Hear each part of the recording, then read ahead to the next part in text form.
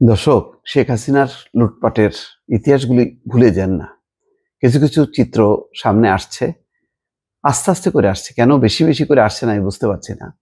সম্ভবত প্রশাসন সেই আগের অবস্থায় থাকার কারণে এই তথ্যগুলো সামনে আসছে না। যেমন একটা তথ্য সামনে আসলো যে ২ বছরের মাথায় যন্ত্র বিকল, এক একটি ট্রেন ধুতে গচ্চা ১,৩০,০০০ টাকা। আগে ম্যানুয়ালি একটা ট্রেন পরিষ্কার করা হতো।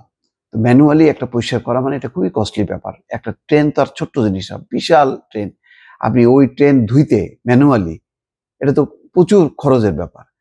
তো সেই জন্য আনা হয়েছিল যন্ত্র। যন্ত্রের মাধ্যমে ট্রেনটা ওয়াশ করা হবে। তো ভালো, এটা তো খুবই দারুণ জিনিস। একটা যন্ত্রের সাহায্যে যদি এত বিশাল ট্রেনগুলো ধোয়া যায়, এর এর থেকে তো ভালো কিছু হইতে পারে না।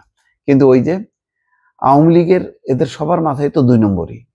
একটা প্রকল্প কেনাকাটা হলেই তখন সেখানে কেমনে ঢোকা যায়, কেমনে নিম্নমানের জিনিস কেনা যায়, নিম্নমানের জিনিস কিন্তু আবার দামটা হবে সর্বোচ্চ পর্যায়ে, যাতে একটা ভাগাভাগি করা যায়। ওই 10% বা 20%, 30% বড়জোর আসল কাজে ব্যবহার করা হবে, বাকিটা হচ্ছে সব কমিশন বাণিজ্য। তো ওইটা করতে যেয়ে দেখা গেল যে ২ বছরের মাথায় যে যন্ত্র কেনা হয়েছিল সেটা বিকল হয়ে গেছে। এখন সেই ম্যানুয়াল পদ্ধতিতে এক একটা ট্রেন ধুইতে হচ্ছে, যেটার গচ্চা যাচ্ছে ১,৩০,০০০ টাকা। এই খবরে বলা হচ্ছে বাংলাদেশ রেলওয়ে ট্রেন ধোয়ার জন্য ৩৮ কোটি টাকায় ২টি স্বয়ংক্রিয় ধৌতকরণ ব্যবস্থা বা ওয়াশিং প্ল্যান্ট কিনেছিল।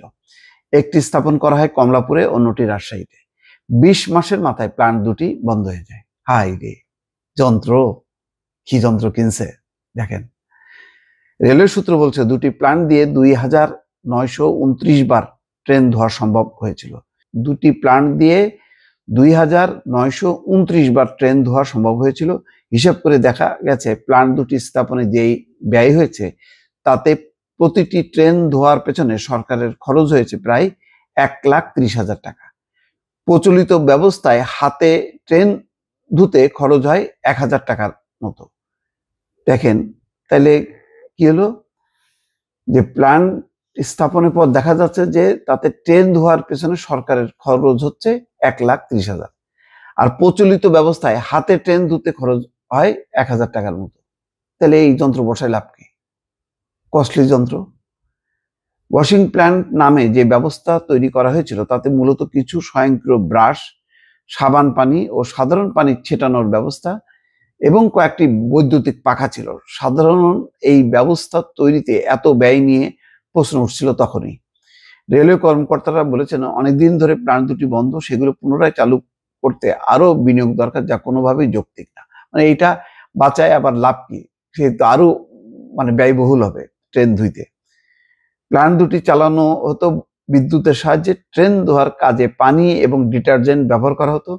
এর পরিচালনায় থাকা লোকবল সহ সব খরচ ধরলে প্রতিটি ট্রেন ধোয়ার পেছনে ১.৫ লাখ টাকা ব্যয় হয়েছে। রেলওয়ে সবসময় চুক্তিভিত্তিক শ্রমিক দিয়ে ট্রেন ধোয়ার কাজ করে থাকে। শ্রমিক, পানির ব্যবহার সহ সামগ্রিকভাবে একটি ট্রেন ধোয়ার পেছনে ১,০০০ টাকাও খরচ হয় না। অন্যদিকে ওয়াশিং প্ল্যান্ট দুটি কেনা হয়েছিল কোচ কেনার একটি প্রকল্পের আওতায়। রেলওয়ের দায়িত্বশীল কর্মকর্তারা বলছেন শুধু প্রকল্প বড় করার জন্যই এই যন্ত্র কেনা হয়েছিল। মানে দুর্নীতি, কেনাকাটা, যত কেনাকাটা তত বেশি লাভ। রেলের কিছু কর্মকর্তা এবং বিগত আওয়ামী লীগ সরকারের এমপি এবিএম ফজলে করিম চৌধুরীর আগ্রহে যন্ত্র দুটি কেনা হয়। বুঝছেন এরা কেমনে মাফিয়া হয়? এইভাবে নানান প্রকল্পের মধ্যে তারা হাত ঢোকায় বা তারা প্রকল্প তৈরি করে। চট্টগ্রামের সাবেক এমপি ফজলে করিম চৌধুরী ২ মেয়াদে রেলপথ মন্ত্রণালয় সম্পর্কিত সংসদীয় স্থায়ী কমিটির সভাপতি ছিলেন। ওয়াশিং প্ল্যান্ট সরবরাহে যুক্ত প্রতিষ্ঠানের বাংলাদেশের প্রতিনিধির পক্ষে ফজলে করিম কাজ করেছেন বলে অভিযোগ রয়েছে। ফজলে করিম চৌধুরী এখন কারাগারে। তা আসলে মামলা তো এইসব কারণে হওয়ার দরকার, এসব অভিযোগে মামলা হওয়ার দরকার। এই হত্যা মামলাটা আমরা না দিয়ে এরা যে রাষ্ট্রের ক্ষতি করছে এই কারণে এদের বিরুদ্ধে মামলা উচিত।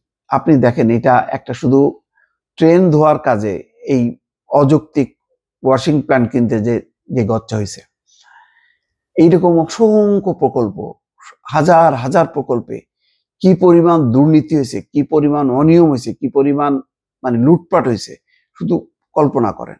এক মেয়াদেই ৫ বছরে থাকলেই একটা গভর্নমেন্টের যখন কেউ দুর্নীতি করে, তারা আঙুল ফুলে কলা গাছ হয়। আর এরা 15 বছর আছে, তাহলে বোঝেন অবস্থা এদের। এবং একটাতেও তো কোনো স্বচ্ছতা নাই, প্রত্যেকটার মধ্যে খুঁজলে দেখবেন দুর্নীতি আর দুর্নীতি। দর্শক ভালো থাকবেন, আল্লাহ হাফেজ।